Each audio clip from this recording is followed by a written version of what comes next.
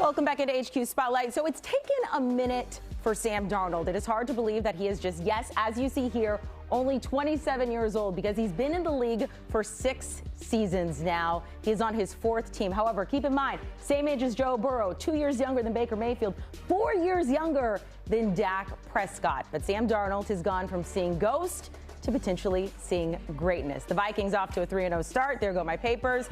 Like all the teams that they've beaten, they just get washed away here. Let's welcome in one of the guys who was on the sideline for the Vikings and their latest win here, Evan Washburn. Evan, you were able to talk to Sam multiple times over the course of the week. Let's just talk about how he got to this point in general.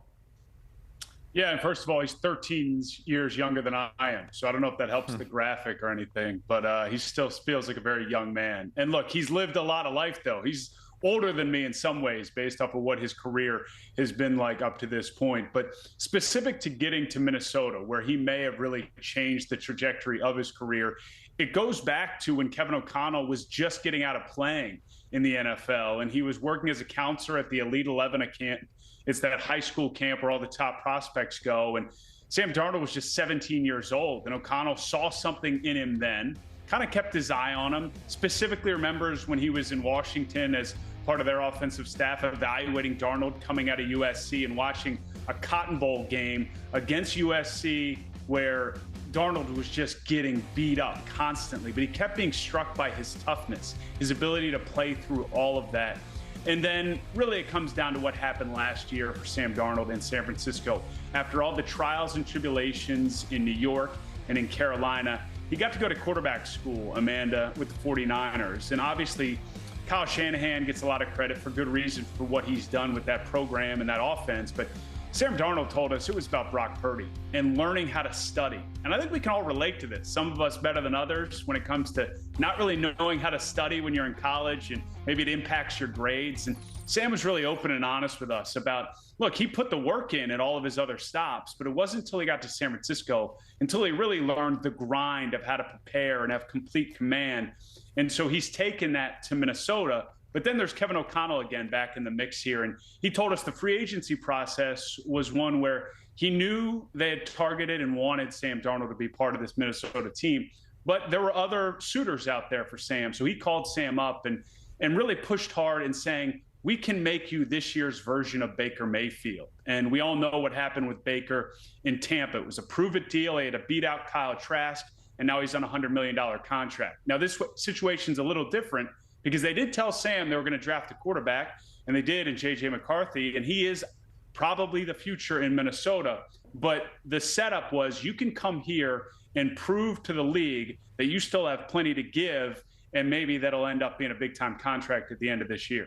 Well, he's proving it right now. And Evan, you were able to talk to him, and you mentioned that maybe he has like a little Zen thing going on now that he's with the Vikings. Something has changed that he's doing this season. What is it? Well, look, it's getting to this point is step one, but now Sam Darnold is having to manage success and something that he's been waiting, as you laid out, 6 seasons for.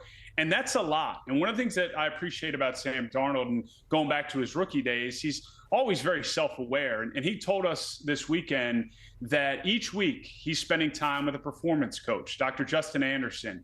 And what he loves about it is that this person is not connected with the organization in terms of wins and losses. So he has nothing to gain by trying to get Sam to some place where he's better on the football field. It's just having him in a better place mentally. And he says it's nice to just have someone to talk to vent at times, because there is a lot coming at him right now, and a lot of it's positive. But Sam's been through a lot over the course of 6 years, and so he understands that with all the good comes the bad. So I thought he was really clear and open in how he explained it, where right after a win, so specific to this week, there's this feeling of how much can I celebrate? How much can I enjoy this? And he used the reference of there's this bubble that is optimal to stay inside of as you work through a week and prepare for a game.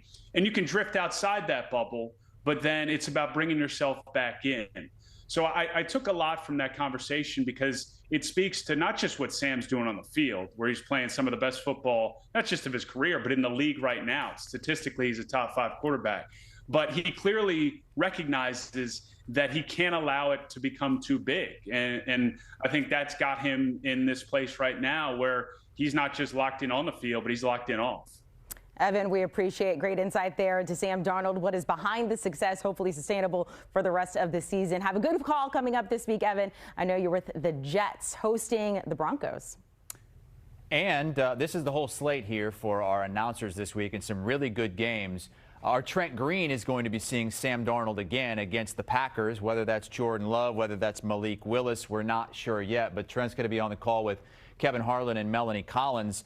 As we welcome Trent in now, was on the call last night or yesterday afternoon for the Seahawks going to 3-0, beating the Miami Dolphins 24-3. And Trent, when you look at the standings in the NFC West, the Seahawks now have a 2-game lead on everybody, including the 49ers. Schedule's been a little bit, I guess, gettable, and they've gotten it. Is this a legit division contending team this season? Well, I think they are. I think when you look at all three phases, they've proven that. They've got a quarterback that's playing as well as any quarterback in the league. They've got a running game.